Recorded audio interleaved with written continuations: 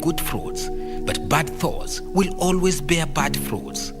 Control your thinking. To get Control Your Thinking as your skiza tune, dial *811 *961 hash. *811 *961 hash. Are you an aspiring candidate in the upcoming general elections? Do you want your agenda and manifesto to reach your voters effectively? At KBC, we have the most comprehensive and credible online platform that has profiles of all prospective candidates. Log on to www.kbc.co.ke/2022 aspirants and let Kenyans know more about you, your past achievements, your manifesto, and your development agenda once you get elected to office. What's more, the website is easy to navigate. We will create your profile, post pictures and short videos with your campaign messages at affordable hosting fees. Log on to www.kbc.co.ke/2022 aspirants today and establish your brand authority as we lead towards the forthcoming general elections.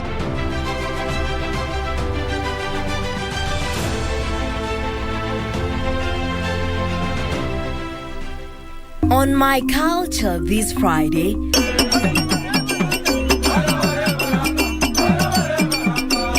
get to know more about Shilembe, a ceremony that ropes in bullfighters in honor of a dead hero or warrior in Western Kenya.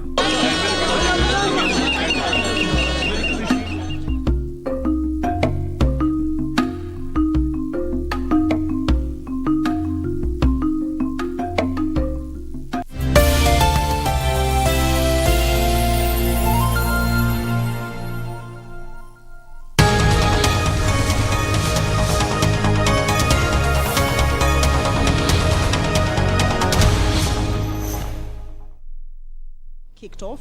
So this afternoon debate will again be resuming. Members will also go into division on this particular bill. A look at what this bill entails is that the bill seeks to amend the Elections Campaign Financing Act 2013 to give full effect to Article 88, subsection 4 of the Constitution, which bestows the Independent Electoral and Boundaries Commission with the responsibility to regulate the amount of money that may be spent by or on behalf of a candidate or party in respect of any election. The proposed amendments are intended to regulate the amount of money that are spent during election campaigns, to remove the requirement for independent candidates, political parties, and referendum committees to establish campaign expenditure committees to manage campaign funds on their behalf, to compel the Commission to establish donation and spending limits for election campaigns, and also to remove the requirement for the Auditor General to audit campaign financing and require candidates, political parties, and referendum committees to receive, account for, and report to the Commission on compliance with the set limits. This bill is on the second stage and will also have members go into division, of course, subject to the quorum at the House this afternoon sitting.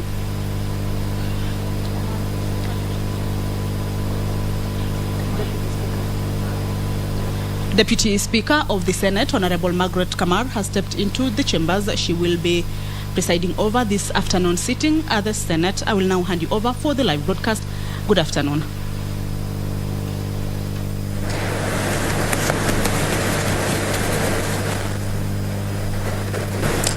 Prayer. Almighty God, we beseech you to behold with your abundant favor and blessings as your servants, whom you have been pleased to call to leadership positions in this republic. We seek guidance to treat and consider all matters that shall come under deliberations in so just and faithful a manner as to advance the peace, prosperity, and welfare of our country and of those whose interests you have committed to our church. Amen.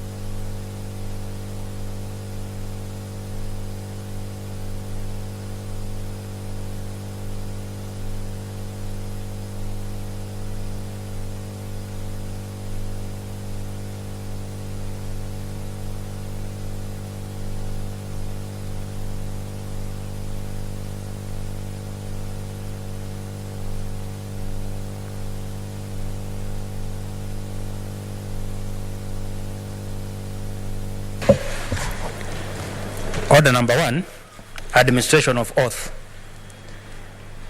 Order number 2, communication from the chair.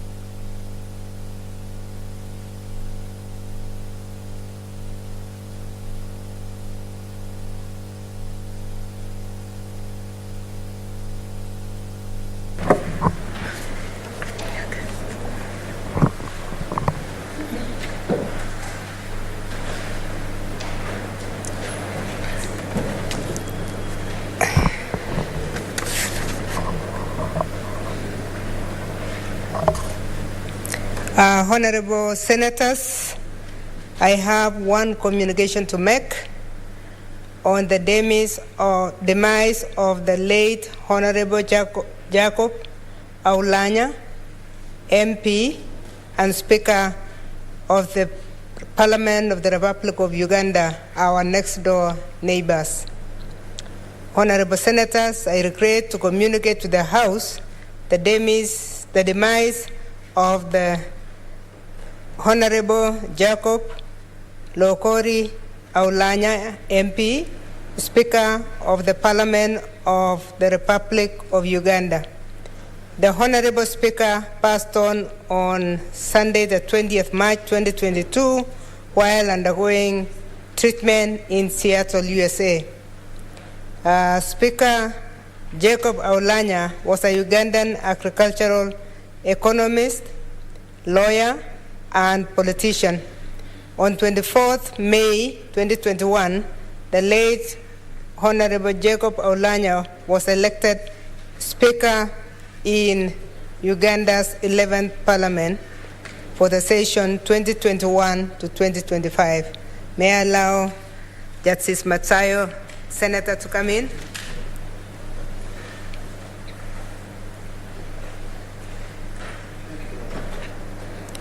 Honorable Senators, the late Speaker Aulanya was born on March 23, 1965 in Omoro County in Gulu, district of northern Uganda. He attended St. Joseph's College, Laiyipi, Dr. Obote College, Boroboro, and Kololo Senior Secondary School for his O-level and A-level education. In 1988, he joined Makerere University, where he studied agricultural economics. He graduated in 1991 with a Bachelor of Arts in that subject. That same year, he joined law school at Makerere University, graduating in 1994 with a Bachelor of Laws degree, and in 1995, he obtained a postgraduate diploma in legal practice from the Law Development Center, LDC. May I allow Senator Cheruiyot to take a seat?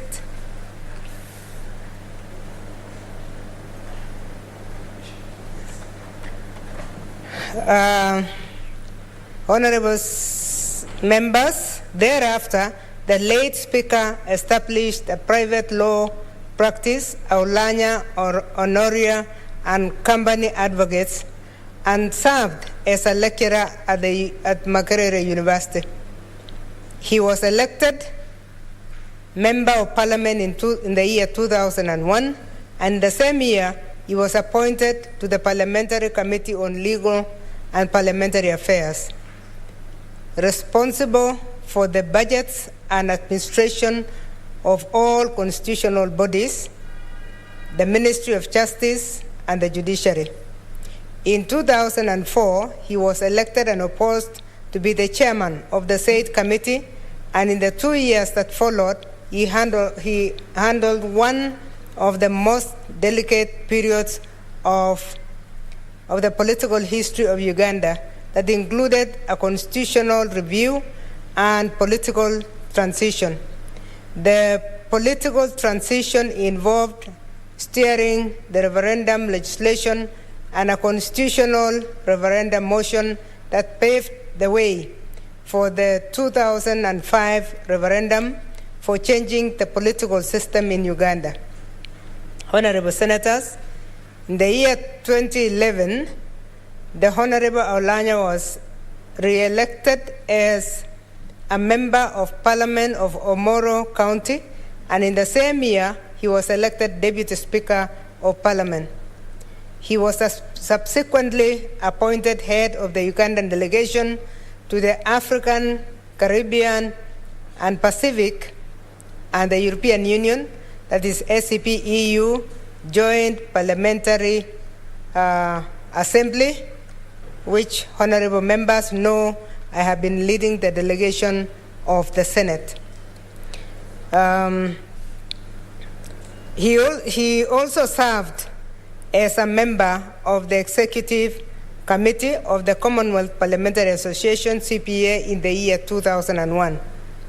In the year 2016 general elections, the Honorable Aulanya was again re-elected to represent Omoro County constituency and also re-elected to the position of Deputy Speaker. Honorable Senators, without a doubt, the great people of Uganda and his family, in particular, the Parliament of Uganda and his family in particular, and the people of the East African community at large have lost a vibrant, pragmatic, and dedicated leader. May the Almighty God rest his soul in eternal peace. May I add, Honorable Senators, that the Honorable Aulanya in our SCP-EU delegation of the East African region was our team leader. He's the one who stood at all times to defend the positions of the East African community, in particular the negotiations of the East African community as far as trade is concerned, where we do negotiations jointly, and the delegation to the SCP-EU, as the delegation to the SCP-EU, which will be sitting next week in Paris, we shall really miss the Honorable Aulanya. He was the team leader and he always led with a lot of diligence. Honorable Senators, in tribute and honor to our departed brother and colleague, the late Honorable Jacob Laukori Aulanya, I request that we all stand to observe a moment of silence.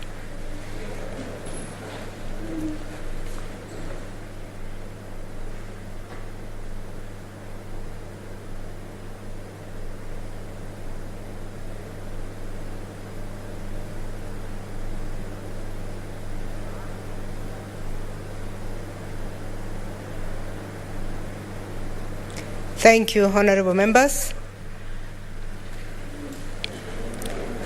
Honorable members, before we allow members to contribute, we want to respect the East African community that has advocated for Kiswahili as the lingua franca for the whole continent by reading the message in Kiswahili, and I'll be asking my colleague, Senator John Kinyua, to come.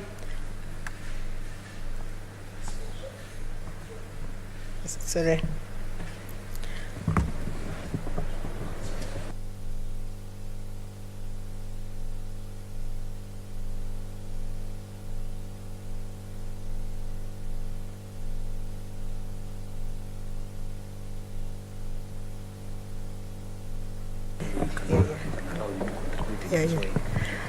Yeah, that's okay. We want him to contribute in Kiswahili first. Not to read, but to make his comments in Kiswahili, pass his message in Kiswahili, paraphrase my statement in Kiswahili, before we get the leader who was also a very close friend to the Honorable Aulanya. Senator Kinyua, you'll be the first to contribute.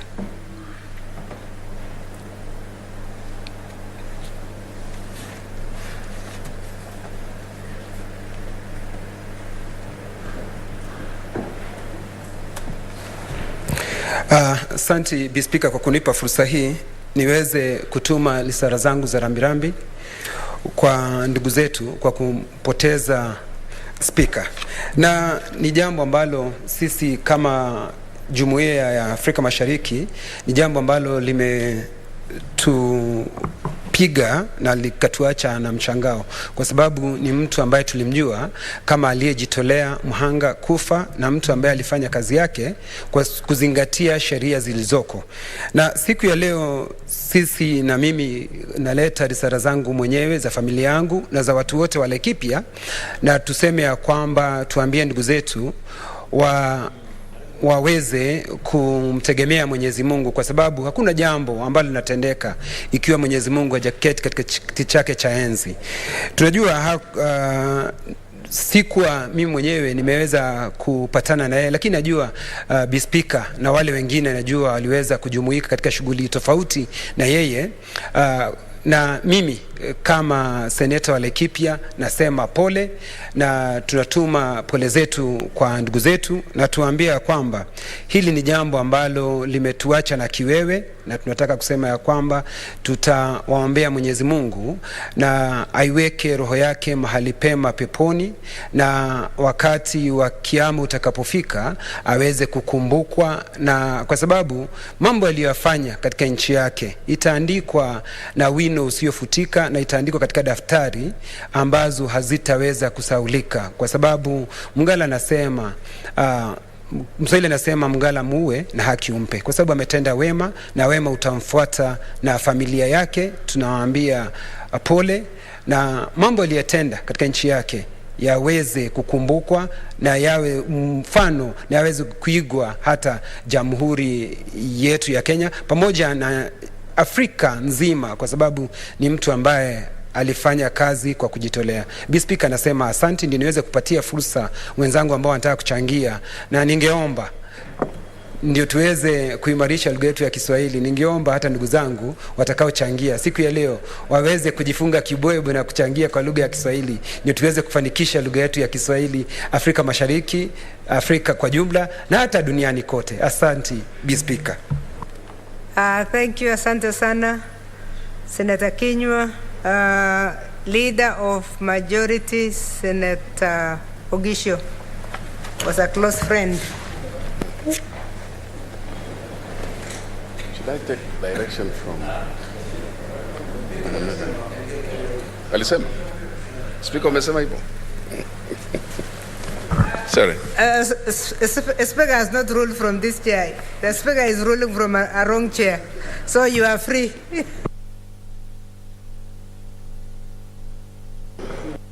Speaker, let me moderate the languages. Maybe one Kiswahili, one English. So the one after me should be Kiswahili. Well, Speaker, let me use this opportunity, take this opportunity to mourn with the citizens, the government, and the Parliament of Uganda for the loss or the death of their Speaker, the Right Honorable Jacob Olanya. Speaker, personally, I have known Jacob for many, many years, and his family. Jacob was a lawyer, as a very well-known lawyer in Uganda, and at the same time, he was, of course, a long time member of Parliament, very popular in his constituency, elected many, many times, but also very popular members of Parliament because they elected him as the Deputy Speaker twice, and also as Speaker, finally. And so he was a very young man who was very active, not only in those international meetings that you mentioned, among them ACP EU, but also a member of the National Prayer Breakfast. And we have traveled to places for the National Prayer Breakfast He has participated very active in that. And so I do know that he'll be missed by many, and especially those of us who knew him. Madam Speaker, young man, but we have to start speaking about the issues that East Africa, the whole of East Africa, you know, whenever we have a problem of illness, we have to travel outside to some other countries. And this is the whole of East Africa. And I think it's a big challenge for us that I think that if the resources of Africa can go to the right place, we should invest a lot in dealing with some of these illnesses. He had cancer, and we don't have facilities enough in this country or in the region. So somebody has to travel. People have to go to India, people have to go to Turkey, people have to go now to the US, and so on. And we've been so resourced that we needed to put our monies in the right places or train our people well enough. Anyway, Madam Speaker, as a way of concluding, let me just take this opportunity to wish his family and his colleagues on the Parliament of Uganda. We will pay our condolences on behalf of the people of West Pokot, on the behalf of our members in this House, that we all stand with the people of Uganda to mourn the loss of their Speaker. He replaced another very strong Speaker, the Honorable Kadaga, who had also many years served and whom they worked together. And so we want to say Pole Sana, which is the same as saying we are really deeply sorry that they have lost such a young Speaker. May God rest his soul in eternal peace. Thank you, Madam Speaker. Thank you, Senator. Senator Matsayo Stewart Machiru.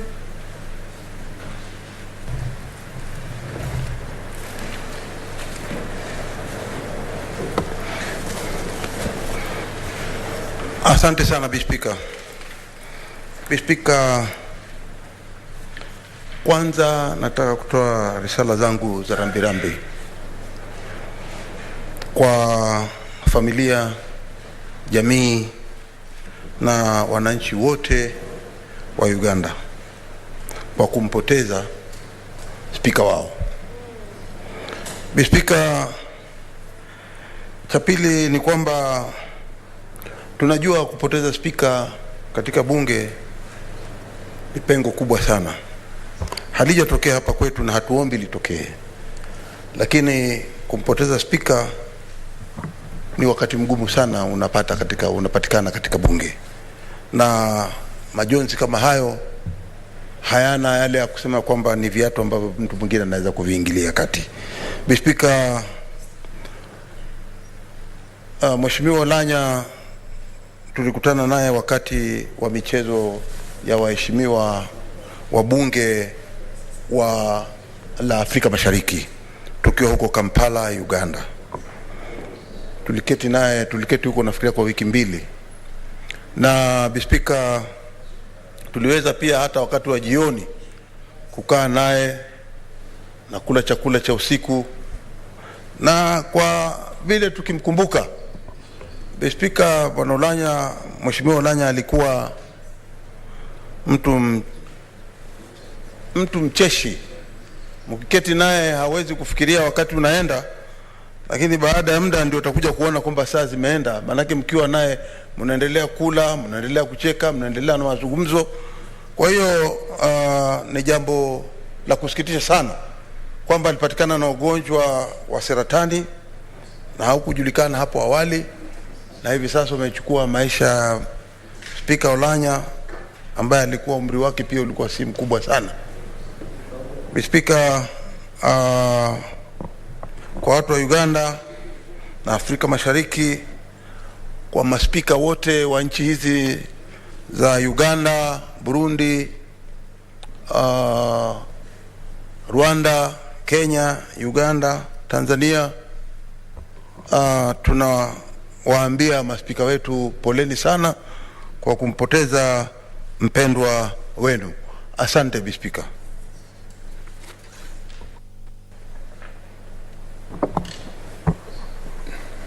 Senator Enoch Wambua.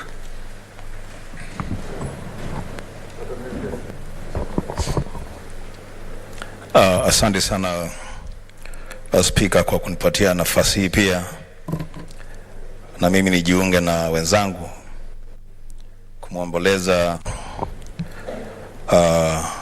mwenda zake Speaker wa bunge la Uganda.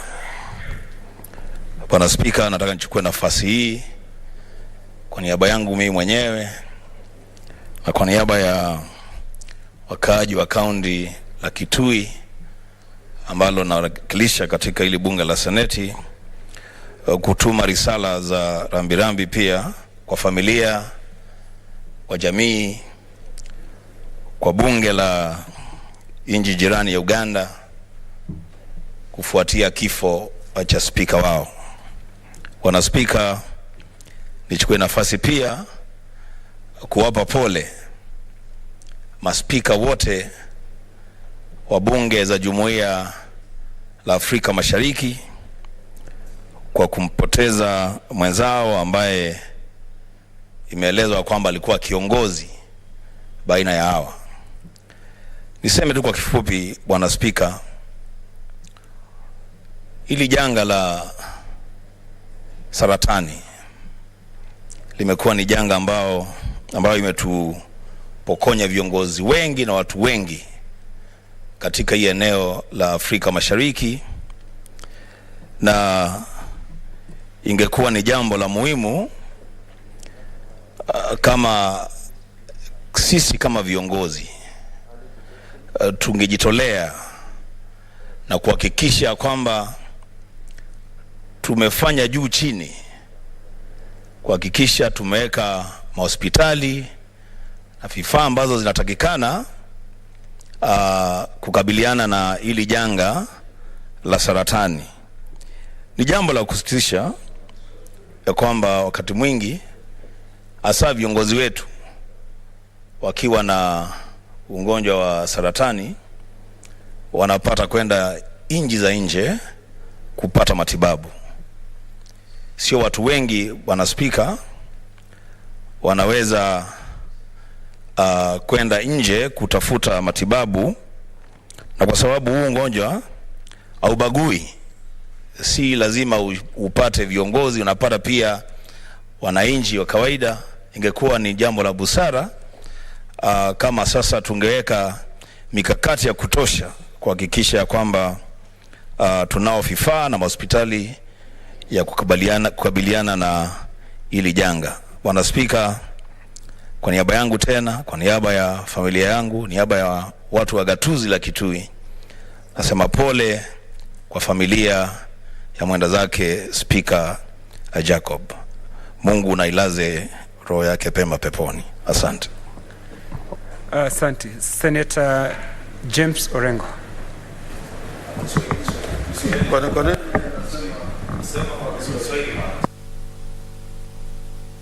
Sifahamu Kiswahili bwana.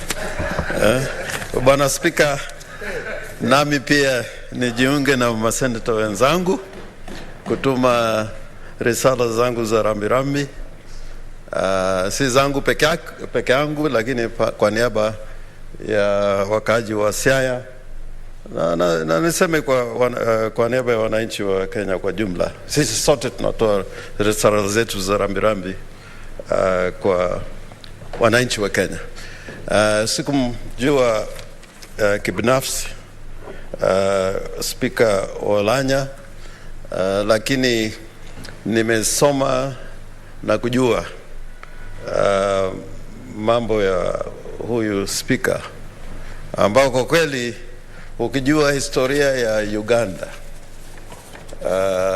Uganda imepitia pahali pagumu sana, historia ya kisiasa, na najua mwenzangu kiongozi wale wengi katika Senate, Mheshimiwa Pogisio, pengine amefahamu historia ya Uganda kuliko wengi katika Seneti na kwa wanasiasa kwa jumla. Na nimesoma na nimepata kujua ya kwamba huyu mwenzetu Speaker Oulanya alikuwa amefanya kazi muhimu sana kwa mambo ya kupitisha katiba, marekebisho ya katiba katika Uganda. Na unajua marekebisho ya katiba katika Uganda haikuwa rahisi kama kwa sababu Uganda imekuwa na historia ambayo ni ngumu zaidi nikilinganisha na historia yetu ya kisiasa. Uganda imekuwa na serikali ya kijeshi, na ukiona wakili na mwanasiasa kama huyu ambao walijitokeza kuona ya kwamba demokrasia na uongozi wa kidemokrasia zimerekebishwa na kuwekwa rasmi katika nchi ya Uganda, ni pongezi kubwa sana kwake. Na najua wakati ambapo watu watafikiria kuandika, na pengine ishaandikwa, historia ya Uganda, Speaker Oulanya atakuwa na sehemu kubwa sana kuonyesha vile alitetea uongozi ya kidemokrasia na kuona ya kwamba katiba ambayo ilipitishwa na yeye mwenyewe alitetea katika bunge ya Uganda, nchi ya Uganda. Na niseme tu Bwana Speaker ya kwamba kwa kweli kiti cha Speaker katika nchi yote ambayo ni nchi ya kidemokrasia ni muhimu sana. Na saa zingine hatufikirii ya kwamba kiti cha Speaker ni muhimu. Na kuna wengine hapa katika hii chumba cha Senate ambao wameona kwa kweli kiti cha Speaker si rais. Unajua pale Uganda kuna wakati mwingine ya kwamba yule wakati tulikuwa na Chief Justice wa kwanza Uganda, kulikuwa na hali ngumu sana ya siasa katika nchi ya Uganda na katika bunge ya Uganda.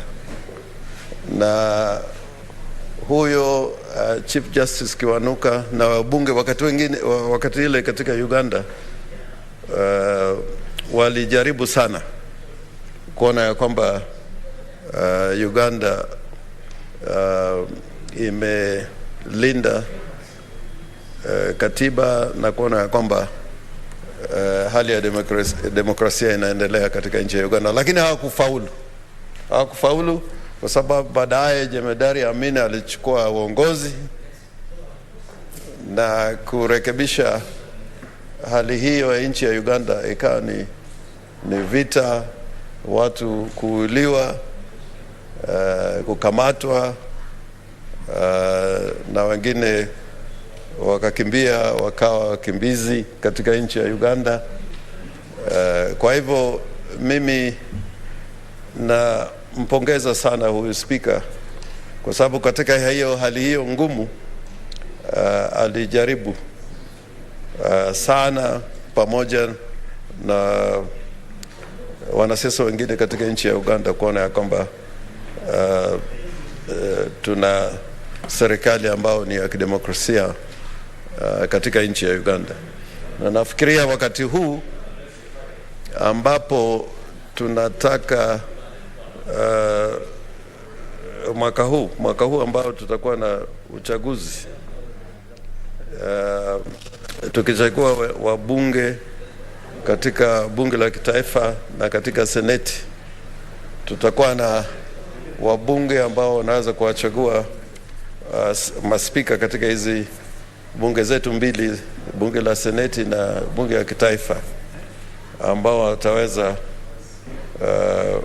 kuwa washupavu na kuwa na msimamo kama huyu speaker wa Uganda, Honorable Jacob Oulanya. Kwa hayo machache Bwana Speaker, nikubalie tena nitoe risala zangu za rambirambi. Asante sana. Asante sana Senator Aaron Cheriot.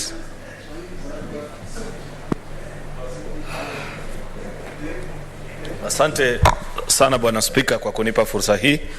Kwa niaba ya wakaaji wa kaunti ya Kericho ambao ninawakilisha katika bunge hili, kutoa rambirambi zangu binafsi, jamii yangu na wao kwa jumla kwa bunge na taifa zima la Uganda kwa kumpoteza spika wao. Kama vile mmoja wa wenzetu alivyozungumza, mwaka uliopita mwezi wa Disemba tulipata fursa ya kujumuika naye katika mchezo ya mabunge ya Jumuiya ya Afrika Mashariki mjini Arusha mwaka uliopita. Ingawaje hatukuzungumziana kwa ukaribu, tulipata kushabikia timu zetu pamoja na kuangalia michezo, kufurahia katika wiki hizo mbili ambazo tulikuwa nazo.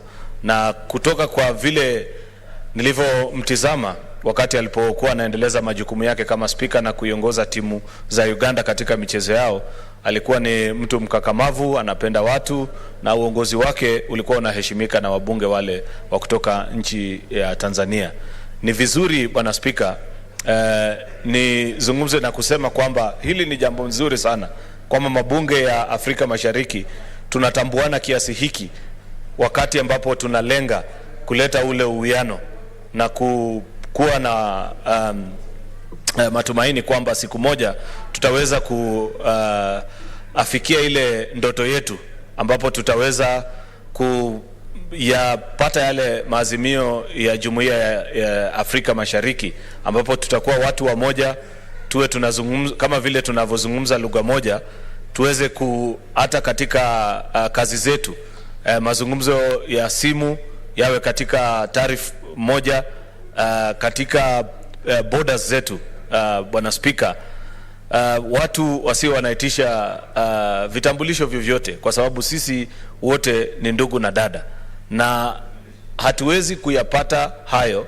kama hatuchukui nafasi na fursa kutambuana na kusimama pamoja na nchi tofauti wakati wana janga kama hili. Kwa hivyo ni jambo nzuri ambapo bunge la Kenya limechukua muda huu wote kupeana pole na rambirambi zetu katika wabunge la Uganda, ili wajue sisi tunawapenda na tunawaheshimu na tunaona kama ndugu.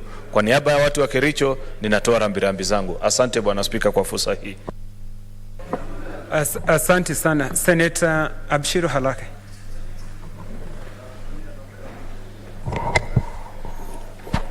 Asante sana bwana spika kwa kunipa hii fursa. Pia mimi ni ungane na wenzangu kuwapa pole watu wa Uganda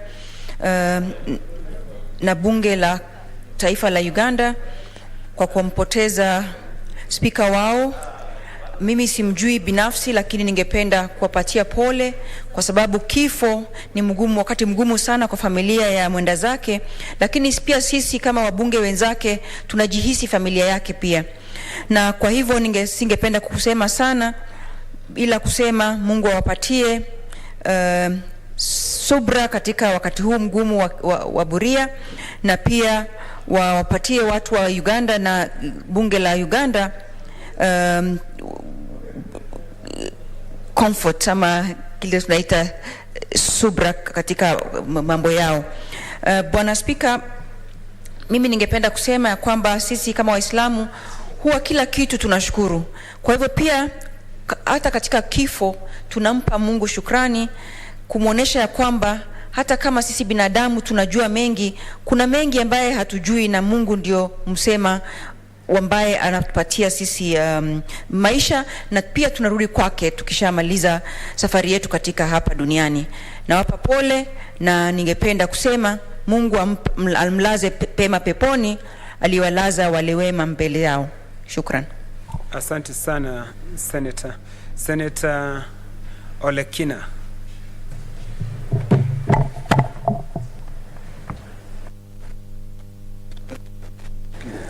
Thank you, Mr. Speaker.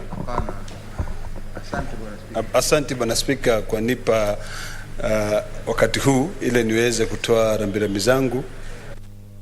Speaker aliyekuwa Speaker wa Uganda, familia yake, bunge la Uganda, ambaye najua wamemchagua Speaker mwingine na walimpoteza mtu ambaye alikuwa shupafu.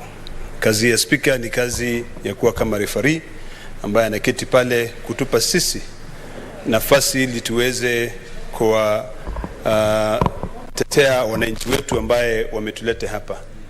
Kwa kweli kabisa ni jambo la kuhusunisha ili kumpoteza kiongozi kama huyo, na ningependa kuwajulisha watu ya kwamba sisi kama Wakenya kwa saa katika ile uwiano yetu wa jumuiya ya kimataifa tunawapa pole na tunawaombea Mola ili aweze kuwapatia nguvu ili muweze kuendelea na maisha. Tunajua kweli maisha yetu duniani ni siku chache sana. Kifo ni kitu ambaye inatukumbusha kwamba wakati tu hai lazima tufanye ile kazi ambaye imetulete ili tuweze kuwasaidia wananchi ambaye wanatuamini sana kuweza kuwafanyia kazi nzuri. Nimeshukuru sana Bwana Speaker. Asante. I've tried. Senator Gertrude Msuruve.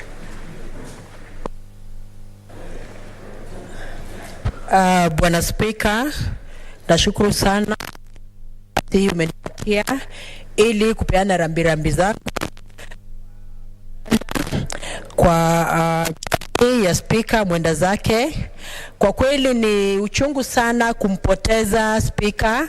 Nakumbuka wakati wa michezo Speaker wa Uganda alikuwa mwepesi sana kwa kuwa kutengeneza urafiki, na nasema pole sana kwa Waganda, nasema pole sana kwa niaba yangu, kwa niaba ya walemavu, pole sana kwa kumpoteza kiongozi aliyekuwa mshupavu, na najua ya kwamba bunge la Uganda sasa linaomboleza, na tunaomboleza pia nao, na tunasema kwamba Mungu aweze kuwasaidia, aweze kuwafariji, sababu ni yeye mwenye kupeana faraja. Na tunaomba kwamba hata jamii ya Speaker, Mwenyezi Mungu aweze kuidumisha, Mwenyezi Mungu aweze kuisaidia, haswa wakati huu wanapambana na jangwa la hii msiba. Mungu aweze kuwarehemu. Asante Speaker, nasema pole kwa yote. Other members.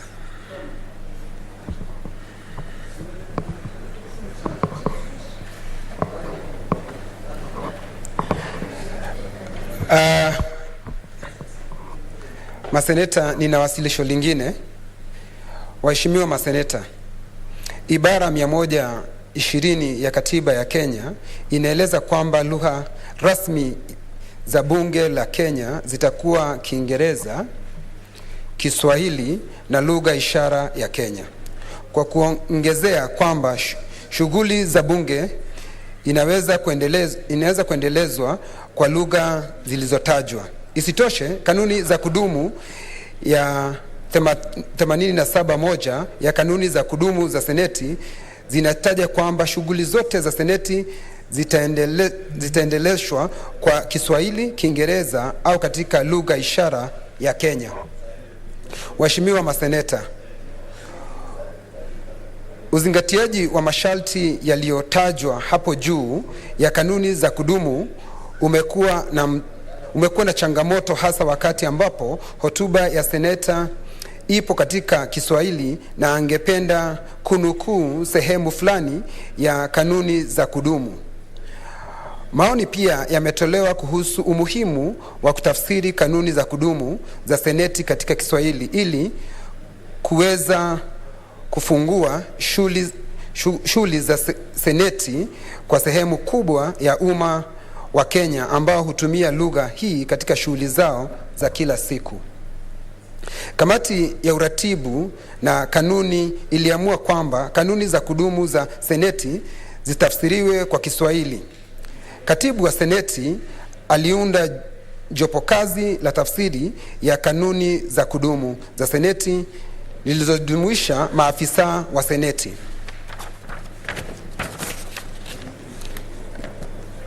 Katika kufanya shughuli hii, jopo kazi lilitafuta usaidizi wa wasomi watajika wa Kiswahili kutoka Chuo Kikuu cha Nairobi na Chuo Kikuu cha Moi.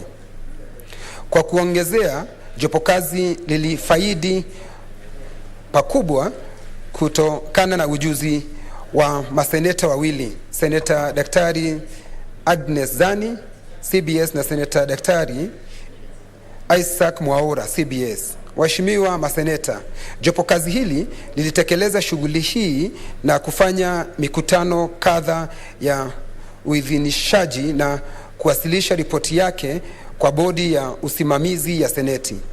Baadaye ripoti hiyo na nakala zilizotafsiriwa ya Kiswahili ya kanuni za kudumu ziliwasilishwa katika kamati ya uratibu na kanuni. Katika mkutano wake uliofanyika tarehe 8 Julai mwaka 2021, kamati ya uratibu na kanuni ilizingatia na kuidhinisha kanuni za kudumu za Seneti na nakala ya uili lugha. Waheshimiwa maseneta, nina furaha kuijulisha Seneti kwamba kanuni za kudumu za Seneti na kanuni za kudumu za uili lugha sasa zimechapishwa na zitasambazwa kwa maseneta wote. Kwa niaba ya Seneti, ningependa kumshukuru katibu wa Seneti na jopo kazi la kutafsiri kanuni za kudumu za Seneti likiongozwa na Bwana Lawrence Amolo kwa kutafsiri na uchapishaji wa kanuni hizi. Pili, shukrani zetu kama Seneti zinawaendea makamu wakuu wa chuo kikuu cha Nairobi na chuo kikuu cha Moi kwa kuwaruhusu wasomi watajika wa Kiswahili kusaidia katika tafsiri. Wasomi hawa ni Profesa Ribe Mwangi wa chuo kikuu cha Nairobi, Daktari Priska Jerono, chuo kikuu cha Nairobi, Profesa Clara S. Mumanyi, chuo kikuu cha Moi, Bwana Nur Bakari, chuo kikuu cha Moi. Tatu, shukrani zetu za dhati zinawaendea Seneta Daktari Agnes Zani, CBS, na Seneta Daktari Isaac Mwaura, CBS, kwa kupata muda kutokana na shughuli zao nyingi ili kutoa ujuzi wao wa Kiswahili kwenye mchakato wa tafsiri. Mwisho, shukrani za kipekee ziende kamati ya uratibu na kanuni kwa kuongoza mchakato wa kutafsiri na kutoa nakala za Kiswahili na uili lugha za kanuni za kudumu. Katika kamati hii inajumuisha Senator Kenneth Lusaka EG, Speaker wa Seneti na ndiye mwenyekiti wa kamati ile, Senator Professor Margaret Kamar EG, naibu Speaker wa Seneti na ni naibu wa kamati hii, Senator Daktari Lelegwe Dumbesi, mwanachama, Senator Rose Nyamunga EBS, mwanachama, Senator John Kenywa, mwanachama, Senator Judith Pareno, mwanachama, Senator Beth Mogo EGH, mwanachama, Senator Daktari Agnes Zani CBS, mwanachama, na Senator Muhasibu Faria Haji, mwanachama. Waheshimiwa maseneta, shughuli hii imechukua muda mrefu, lakini kama mnavyojua, wahenga walisema kawia ufike. Kwa sasa hivi ndio mwanzo, mkoko unaalika maua. Kuzinduliwa kwa kanuni hizi za kudumu katika lugha ya Kiswahili ni jambo muhimu sana la kujivunia na tajika katika historia zetu kama nchi na kama bunge la Seneti. Ningependa kuwasihi ninyi nyote mfanye jitihada ili mfanikishe matumizi ya Kiswahili katika shughuli za Seneti. Hii itatuwezesha kuwasiliana barabara na wadau wetu ambao tunawakilisha, ikizingatiwa kuwa mke ni nguo, mkoba kupalilia. Ninawashukuru. Asanteni sana kwa kunisikiza.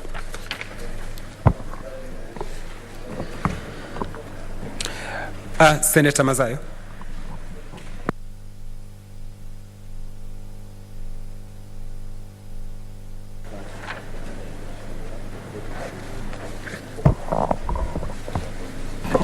Pole, kabla hujasema lolote seneta, ningependa kuwajulisha maseneta ya kwamba nakala ya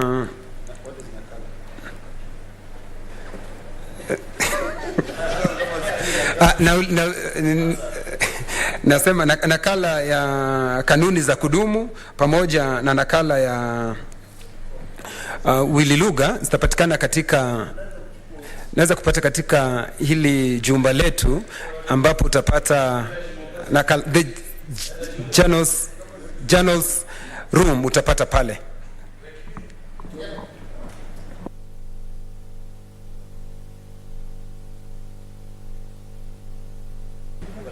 Asante Bwana Spika. Bwana Spika, nilikuwa pia nataka kumwambia akiwa nataka hizi nakala yule ndugu yangu Aaron Cheriot, seneta wa Kericho, achukue hizo katika ofisi ya hawa maofisa wetu. Kwa hiyo nafikiria akienda hata saa hizi anaweza kuzipata hizo nakala ambazo zitamueleza vyema. Ndugu yangu Aaron Cheriot na Ledama waende huko watapata. Asante Bwana Spika kwa kunipa muda huu, pia mimi niweze kukupatia kongole katika ile kamati ambayo ilihusika na kuandika ama kutengeneza. Sasa Bwana Spika, nataka utetezi. Bwana Spika, ni jambo la heshima na jambo la kusifu ya kwamba shughuli za bunge sasa zinaweza kuendeshwa kwa lugha ya Kiswahili, Kizungu na pia lugha ya ishara. Hili ni jambo la kwamba limeweza kutufanya sisi wa Kenya kujivunia kuwa wa Kenya, ya kwamba tuko na lugha 3 ambazo tunaweza kuzitumia katika nchi yetu. Bwana Spika, kuna umuhimu wa kunukuu hizi kanuni za kudumu za Seneti. Hizi kanuni za kudumu kwa muda mrefu sana imekuwa vigumu sana kuweza kusema standing order, wengine wanasema ni kanuni za kudumu. Kwa hiyo ilikuwa ni jambo zuri ili tuweze kupata tafakari ama kuweza kutafsiriwa kwa maseneta ili waweze kujua. Kumekuwa na uhaba wa kwamba maseneta wengi, ikiwa hata huyu seneta aliye mbele yangu, seneta Olekina Ledama, ana tabia hiyo ya kuketi mbele ya wenzake wakiwa wanaongea. Bwana Spika, nikiongea nataka nikuangalie sura. Bwana Spika, pia ni vyema Bwana Spika kuona kwamba kuchapishwa kwa hizi lugha, kwa hii lugha ya Kiswahili, Bwana Spika, itaendelea kusaidia, na sio mwisho peke yake kutengeza hizi kanuni za kudumu. Kanuni za kudumu mara kwa mara zinageuka. Kwa hiyo itahitaji mara kwa mara pia kamati iweze kuketi hapo na kuangalia zile kanuni zilizogeuka ziweze pia kutafsiriwa vingine. Bwana Spika, kuna wale wasomi ambao walihusika katika kutengeza hizi kanuni za kudumu. Bwana Spika, tunaona University of Nairobi, University ya Moi, University ya Kenyatta, hawa wenzetu walihusika sana kutengeza hizi kanuni za kudumu.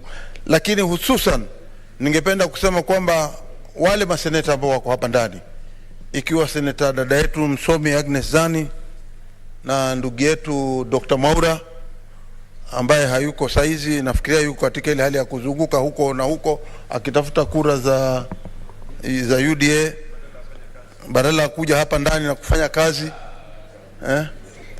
lakini tunasema ya kwamba yeye pia tunampatia kongole kwa sababu alikuwa mmoja wa wale watu ambao waliketi na wakatafakari ili kuweza kunukuu hizi kanuni za kudumu katika bunge letu la Senate.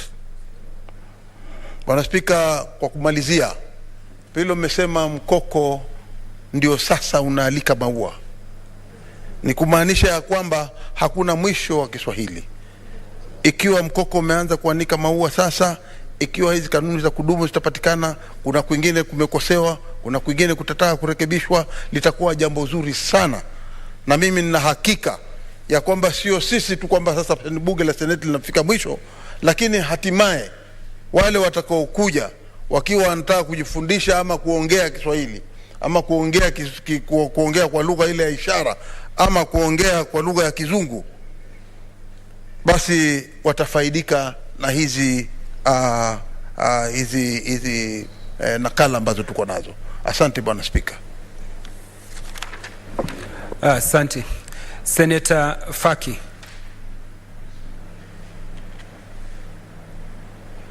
Senator Faki.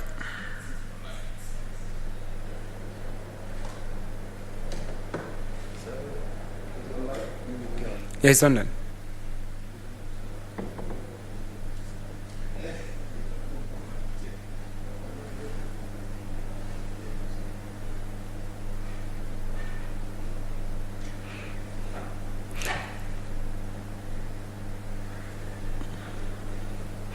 Ni kama hapatikani.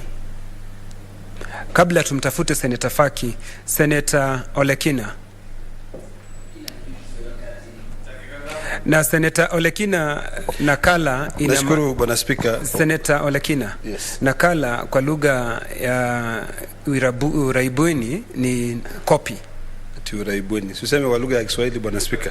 Sasa Bwana Spika unafanya iwe complicated tena. Sindashindwa hata kucontribute. Bwana Spika, ningependa kukushukuru kwa kunipa nafasi hii ili pia mimi niweze kujifunza Kiswahili katika bunge la taifa la Kenya. Lakini kwa kweli kabisa hii ni jambo ambaye ingefanywa hapo mwanzo. Lakini nini Senator Wambua? So nipe nafasi bwana. Shida yako nini? Nashukuru Bwana Spika. Bwana Spika, ndugu yangu seneta wa gatusi la Narok anasema anajifunza Kiswahili katika bunge la kitaifa. Sisi hapa tuko katika bunge la seneti. Bunge la kitaifa ni National Assembly. Bwana Spika, kumkosoa tu kidogo sana. Nashukuru.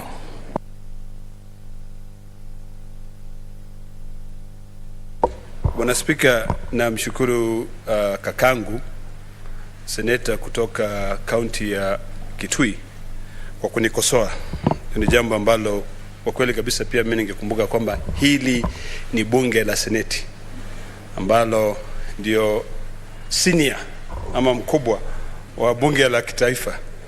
Bwana Spika, Kiswahili ni ngumu sana, na naomba Mungu kufika wakati ambaye pia Kimasai hiyo nakala hii ya bunge itabadilishwa iwe katika lugha ya Kimasai ili sisi wote wa Kenya tuweze kuzungumza. Ni ipi hoja nidhamu Senator Mazayo? Bwana Spika, sijui kama umesikia na mashikio yako ya kwamba Olekina anasema seneta wa Narok anasema ya kwamba hizi kanuni za bunge ziwe zitaandikwa kwa lugha ya Kimasai. Tuko na lugha 45. Sasa yeye akisema iandikwe Kimasai, unajua huyu Masai sijui anaongea na tunaelewa Bwana Spika ya kwamba bila upendeleo huyu Senator Oledama wa Narok yeye anapenda wa Masai sana, na Wamasai wanampenda, maana yake sengine anaonyesha hapa Wamasai wamejaa ndani ya nyumba yake. Lakini hiyo si lazima ya kwamba hizi kanuni zetu za kudumu za bunge ziandikwe kwa lugha ya Kimasai. Nataka kumkosoa ya kwamba hatutakuwa na wakati huo wa kuandika lugha zote 45 ama sijui 44 za makabila yote katika Kenya. Asante Bwana Spika. Asante. Senator Olekina. Bwana Spika, Biblia imeandikwa katika lugha zote za dunia. Bunge la taifa, mabunge la seneti ni mahali ambapo viongozi wanakuja kushauriana ili waweze kusaidia mahali ile ambayo wametoka. Mimi pale ambaye nimezaliwa kuna watu wengi ambaye bado hawawezi kuzungumza lugha ya Kiswahili. hata mimi najaribu sana, na ni kwa sababu nimeketi katika karibu na ndugu yangu ambaye yeye alibahatika kuzaliwa katika county ambaye watu huzungumza Kiswahili. Mimi kutoa maoni yangu kusema ya kwamba ni vizuri pia lugha zetu zote zile ambazo tunazo hapa Kenya na pia katika ile utamaduni wetu lazima tuendelee kuzingatia. Namshukuru dadangu kwa kunikumbusha hiyo. Lazima pia sisi what do you say, to be proud of, tujivunie. Lazima pia sisi tujivunie kuwa wa Kenya, tujivunie kuwa Masaini, kwa sababu Bwana Spika umesema lugha ya Kiarabuni. Mimi nitafurahi siku ile ambaye ugaibuni. Sasa hiyo ni nini tena? Hiyo ni kitu ngumu sana. Bwana Spika, mimi ningependa kuona kwamba kuna wakati ile ambaye lugha zote zile ambaye tuko nazo hapa Kenya, kama venye Qur'an imeandikwa kwa lugha zote, pengine Biblia najua imeandikwa kwa lugha zote, ni vizuri pia watu wale ambaye wako nyumbani ambaye pia wangependa kuwa viongozi waweze pia kujua hizi desturi ama kanuni ambazo ziko katika nakala. Leo umenifunza Kiswahili mzuri. Nakala ya bunge inasema nini? Hiyo ni vitu ambaye watu wengi hawajui. Nakala ni kumbukumbu. Aisee mimi ndio la gola. So Bwana Spika, nikimalizia, nawashukuru sana nyinyi ambaye mliketi mkaweka akili yenu yote hapo muweze kutafsiri kutoka lugha ya Kizungu na kuweka katika Kiswahili. Siku moja tutaweka Kikamba na tuweke sasa West Pokot ni lugha gani hiyo? Kipokot na pia Kigiriama, lakini Kiborana, lakini Kigiriama ni kama Kiswahili tu. Lakini hii mambo ambaye kweli najaribu sana kutafuta matamshi ile ambaye nitatumia kuweza kuweka what do you call emphasis in Swahili? Kusisitiza ni mambo ambayo itatusaidia kama Wakenya. Itatusaidia kwa sababu pia kama mimi sasa niko hapa naanza kujifunza Kiswahili. Na ni kweli mimi najifunza Kiswahili kwa sababu mimi sikuwa najua Kiswahili. Nimeishi Marekani miaka 20. Unaona? Na najaribu pole pole. Sasa ikiweko wa Kimasai ni mzuri pia, itatusaidia tuendelee. Wale watoto ama mama ambaye hawakupata nafasi, tunaweza kuambia hizi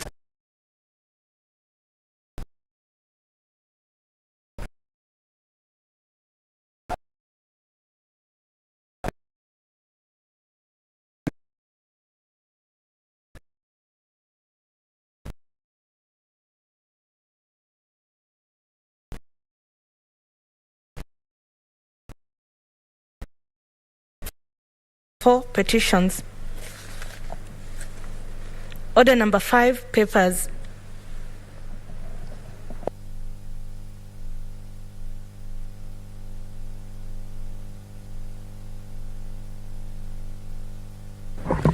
Majority Leader.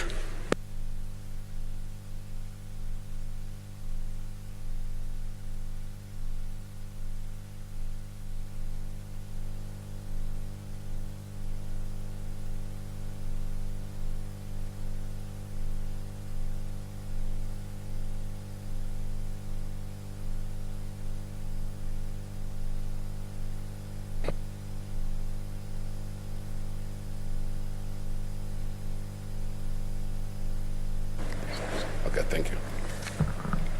Mr. Speaker, sir, I beg to lay the following papers on the table of the Senate today, 24th March 2022. 1. Report of the Auditor General on the financial statement of Kericho County Assembly Staff Car and Mortgage Fund for the year ended 30th June 2017. 2. Report of the Auditor General on the financial statement of Kisumu County Women, Youth and People with Disabilities Fund for the year ended 30th June 2019. 3. Report of the Auditor General on the financial statement of Kisumu County Women, Youth and People with Disability Fund for the year ended 30th June 2020. 4. Report of the Auditor General on the financial statement of Kajiado County Executive Staff Car Loan and Mortgage Scheme Fund for the year ended 30th June 2020. And 5, report of the Auditor General of the financial statement of Samburu County Executive Staff Mortgage Scheme Fund for the year ended 30th June 2020. Thank you. And I lay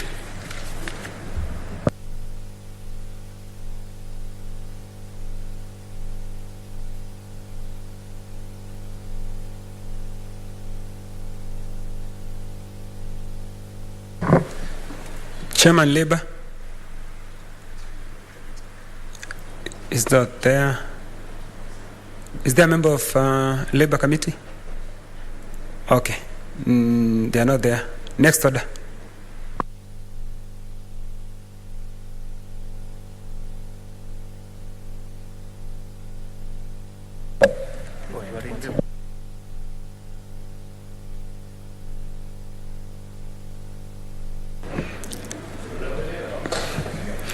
Oh, there's a member of Labour Committee. Okay, Senator Stewart Mazayo. Yes.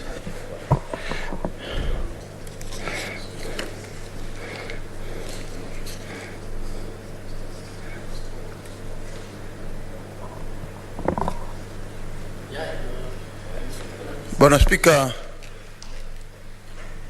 nataka kuweka hii makaratasi katika meza hii ya Seneti leo tarehe 24 mwezi wa 3 mwaka wa 2022. Bwana Spika, ripoti hii ya Labour, ya kamati ya Labour, hoja gani ya nidhamu kiongozi wa wengi? Hoja gani ya nidhamu kiongozi wa wengi? Mambo ya wafanyikazi, bili ya wafanyikazi. Stewart Mazayo, ngoja. Kuna hoja ya nidhamu. Stewart, kuna hoja ya nidhamu.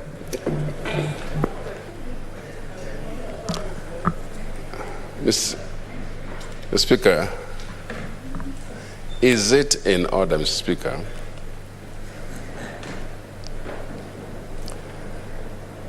even with all the enthusiasm about speaking Kiswahili, is it in order for a senator who is laying papers with a statement written in English for him to try and present it in Kiswahili? Speaker, is he in order?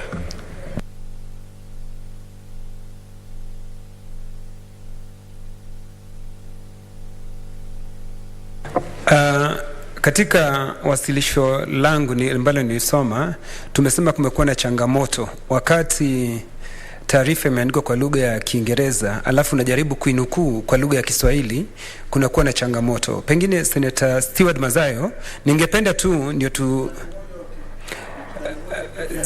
Senator Stewart Mazayo, ningeomba tu usome vile ambavyo imeandikwa, kwa sababu wakati speaker alikuwa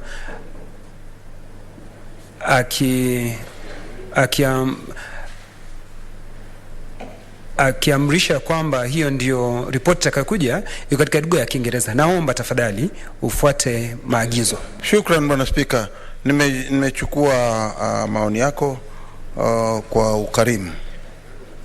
Ndugu yangu chairman wangu Bwana Ndugi ameingia, shukran sana. Mr. Speaker, allow me to lay the following paper on the table of the Senate today, the 24th of March, 2022. The report of the Standing Committee on Labor and Social Welfare on the Employment Amendment Bill 2022, Senate Bill 54 of 2021. I thank you, Mr. Speaker.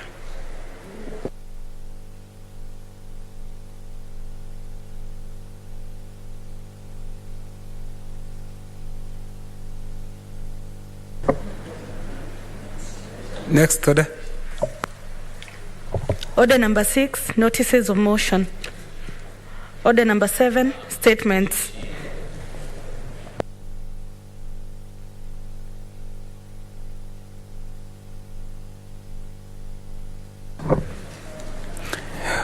Mwenyekiti wa kamati ya fedha Senator Charles Kibiru. Senator wa Kirinyaga.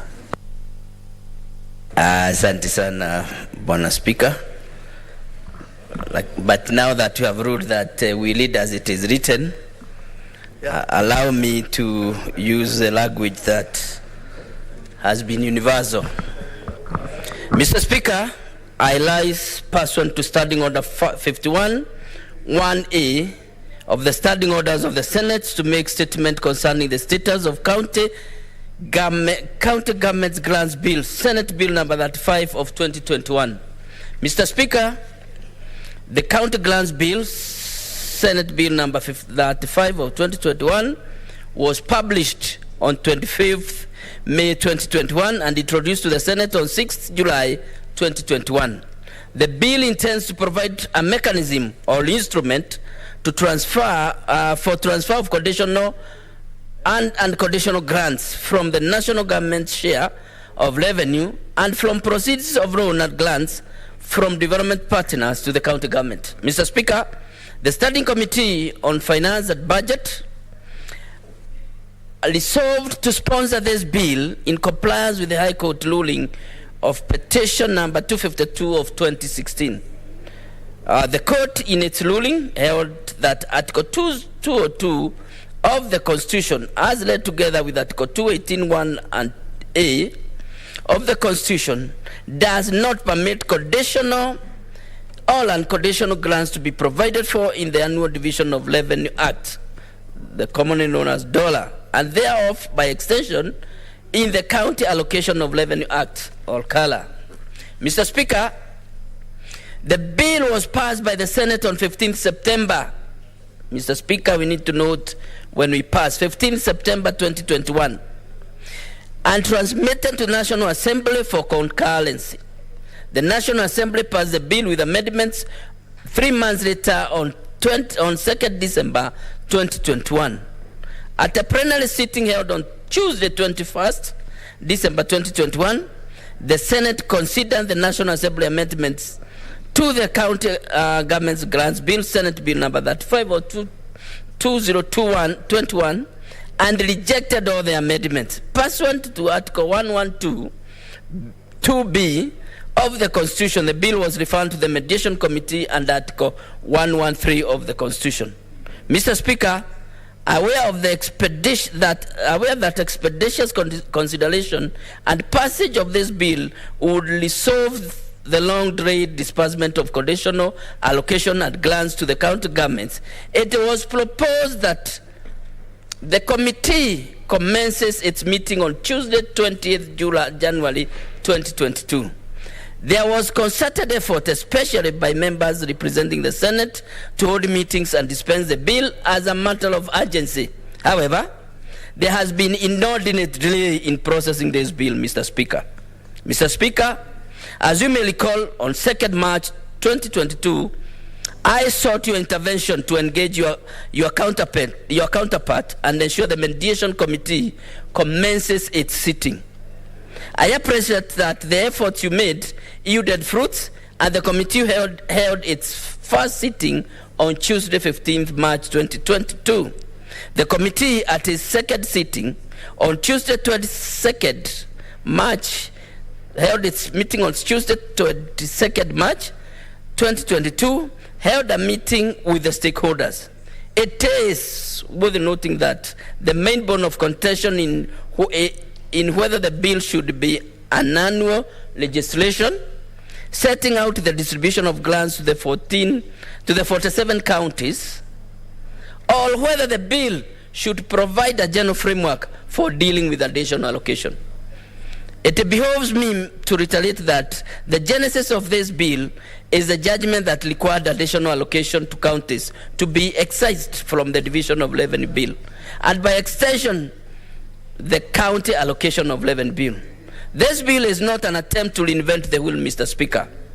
The matters provided therein have, for the last 7 years, been provided for in the Division of Revenue Bill and the County Allocation of Revenue Bill. In fact, Mr. Speaker, the bill may be considered as an extraction of matters excluded by the judgment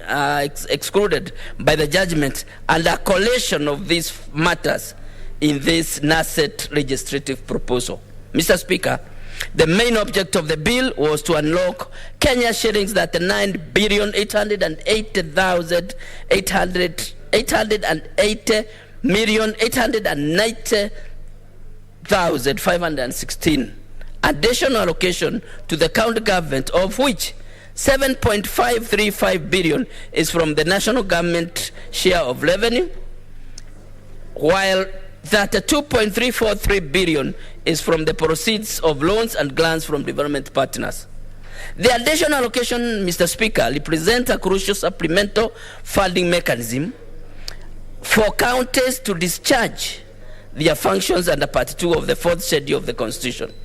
Failure to pass the bill represents a crippling of county budget implementation and an egregious impediment to the principles of devolution, Mr. Speaker. For instance, it denies, just to mention a few, West Pokot, where the majority leader comes from, 733,251 million, and the city of Kisumu County, 922 million, 0.93, Wajir County, where my friend comes from, Dr. Abdrai, Kenya shillings 1.313 billion, and Bungoma 696 million, Mr. Speaker, where the substantive speaker comes from. Mr. Speaker, these additional allocations are supposed to be absorbed or utilized by the counties in the current financial year 2021-2022. It is disastrous that critical projects funded by these funds have stalled, Mr. Speaker. Secondly, the citizens are denying the rights to enjoy services such as improved health care services which are funded by such funds. Mr. Speaker, the budget preparation for the next financial year 2022-2023 is in the high gear, and it appears we have forgotten about these grants that ought to be funding implementation of various projects in the counties. The Division of Revenue Bill 2022 was tabled and the debate is continuing in this House, whereas we have not concluded budget documentation for the current financial year, Mr. Speaker. Mr. Speaker, the question we ask ourselves, Mr. Speaker, do we close our eyes and process the documents for the next financial year? I ask the senators. Should we assume funds for the next financial year are more critical than unlocking the allocation of the current financial year? I pose the same to the Senate. Mr. Speaker, as a chair, I'm of the opinion that this House is at a crossroad. The decision to make this matter, the decision we make on this matter, Mr. Speaker, will set a precedent on how matters of budget would be prioritized in the future. I thank you, Mr. Speaker.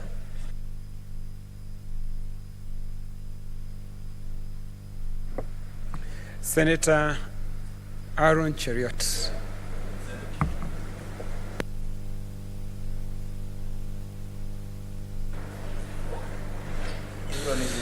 Thank you. This is a constitutional issue. It's not just about the standing of a Senate in the Republic of Kenya and what we want to do. It's about securing our position in the place of history. This is a very important issue, Mr. Speaker. You know for a fact the journey that this term of parliament has led us to as a House, where we began, where we faltered, and where we currently stand. Mr. Speaker, I must start by appreciating my chairman, Senator Kibiru of Kirinyaga, for standing firm, being solid, resolute, independent, and a man of great character. If he had chosen to be like many who have sacrificed this House at the altar of political expediency, then he would have easily sat down and said, what is in it for me personally? But he has chosen the path of ensuring that this House remains a House that is respected, a House that stands up for the rule of law. This is a matter of the rule of law, Mr. Speaker. Somebody wants to undermine this House. They want to prove to the world that Senate does not matter, that we can sit here, pass legislation, and be ignored. Mr. Speaker, this cannot be the case. Let me take you back, Mr. Speaker, and inform you for a fact that I know the history of the County Grants Bill very well. because I was part of the Finance and Budget Committee in 2016 when people went to court and sued Parliament and specifically mentioned the Senate, because a trend had emerged when we were budgeting, Mr. Speaker, where despite the Constitution speaking of 2 levels of division of revenue, the National Treasury and the National Assembly were in cahoots, Mr. Speaker, to ensure that certain counties benefit more than the rest of the counties in contravention of our Constitution, Mr. Speaker, by introducing this thing known as a county grants, Mr. Speaker. And therefore, following the ruling of the courts, we began the process of ensuring that we do a bill that will ensure that for every allocation outside of the division of revenue that counties get, there is an enshrined constitutional procedure passed by both houses of parliament, because we could see a trend. When the first county grants, conditional grants were given, it was only to 5 counties, and I think your county of Laikipia, if I'm not wrong, no, Nyandarua was one of the counties, your neighboring county, because initially, and somebody argued quite well, that we had counties which were not former provincial headquarters, and therefore they didn't have county headquarters, and therefore we had about 4 or 5 counties that we gave conditional grants to, I think in the division of revenue of 2015. But increasingly, the National Treasury saw a loophole, and they began making sure that year on year, there were increasing figures. In fact, the one that we rejected in the financial year of 2017-2018, if you read through the report of Senate's Budget and Finance Committee, Mr. Speaker, was close to 100 billion shillings. You can imagine you are devolving 316, because that was a devolved fund that particular financial year, Mr. Speaker, and out of which 70 or 80 billion is in conditional grant. Somebody has sat at Treasury, they have not consulted us, the representatives of the people, and somehow you just say allocate 5 billion to Narok, 2 billion to Nyamira, 1 to this particular county, at the whims of political expediency. And we stood firm and said this cannot be the case. All counties are equal. Senate always rises up higher than the normal political temperature of a country. We stand firm, Mr. Speaker, and therefore this matter cannot be let to easily fly. As members of Budget and Finance Committee, we stand with the position taken by our chair. That is a correct constitutional interpretation. Unless members of the National Assembly humble themselves, we come, negotiate, agree, because part of mediation, we don't have to necessarily agree, but by passing a procedure of Parliament, that while mediation is still ongoing, you have already brought before the House of Parliament your distribution for the next financial year, and telling us that we don't know when you will next agree. What is a hurry for, Mr. Speaker? There is no constitutional timeline. There is no legislative timeline that we are in breach of. Therefore, we must stand firm as a House and ensure that we do the right thing. Finally, Mr. Speaker, you know, I don't want us to be casual about this issue. I don't know if members know that by going into dalliance with the executive, Parliament has lost its independence. We have lost our respect. Imagine we have sunk the lowest. Even before our members of staff, they look at us nowadays, they can't respect us as honorable members, because the things that are being done, Mr. Speaker, are shameful. I will tell you, and I'd like it to go on record, for example, Mr. Speaker, I know for a fact that when, for example, the committee led by Senator Mogeni, Justice and Legal Affairs, was considering the Political Parties Amendment Bill, government printer had already printed the version of the bill and was just only awaiting signing. I know everything that happened. I can give a trail of events. That's why they were asked not to change even a single comma, because there are people who sit in big offices and they know we are just a rubber stamp. There's nothing that we can do. What is it, Senator Okongo Mogeni?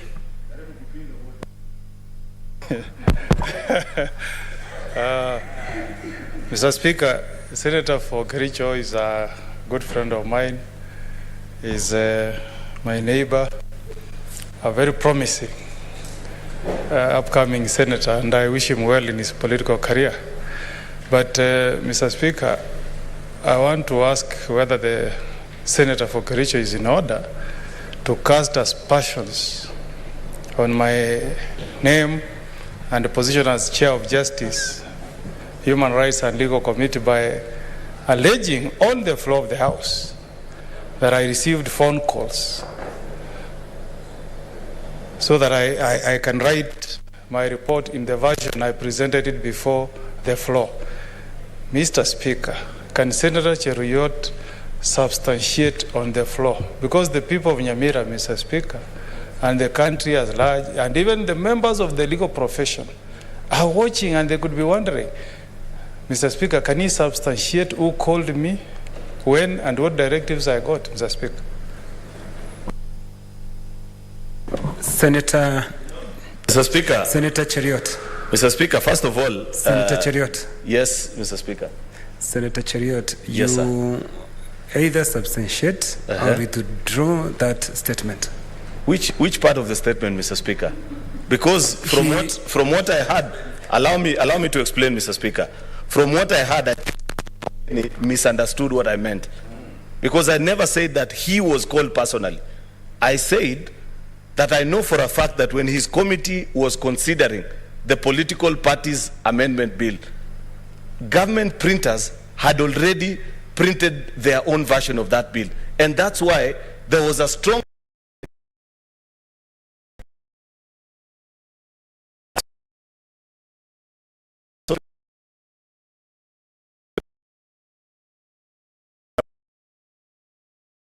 representative of the people. They wake up early at 6 a.m. in the morning, vote for you to come and speak up for them, but there are people that you are willingly donating our powers to. This is one such instance. Let us be firm about this particular issue and do that which the budget committee, Senate's Committee on Budget and Finance is requesting us to do. Conclude on the mediation first on county grants bill.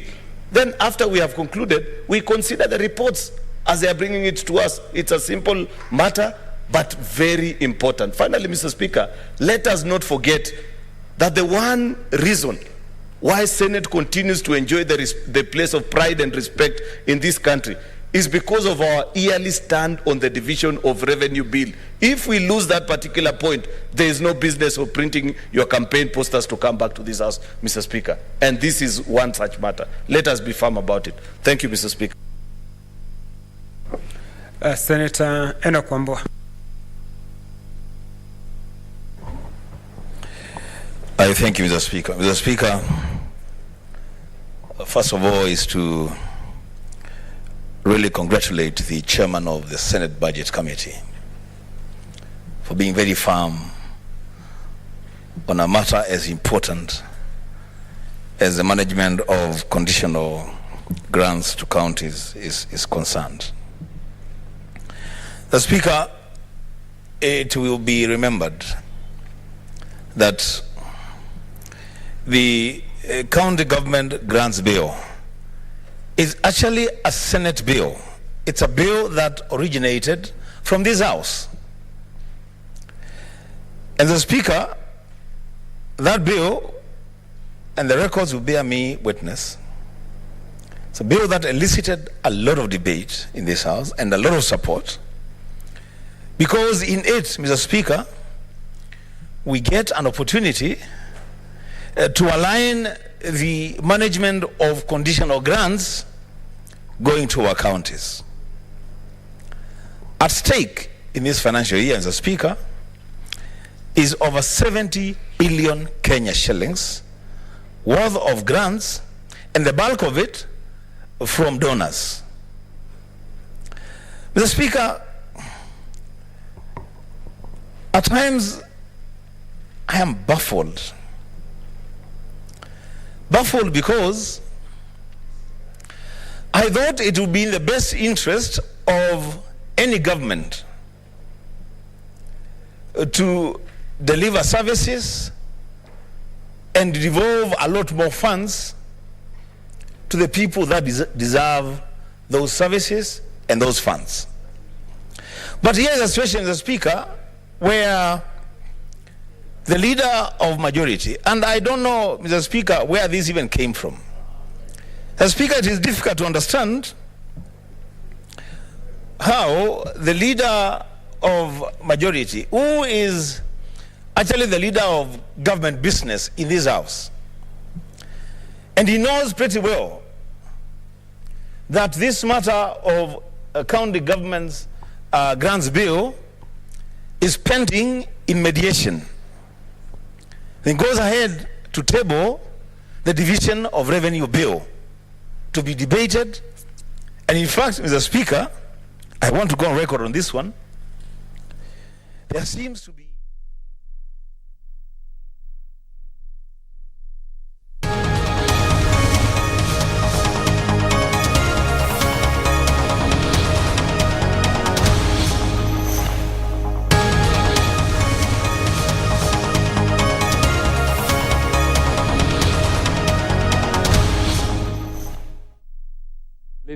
that she have a point of order.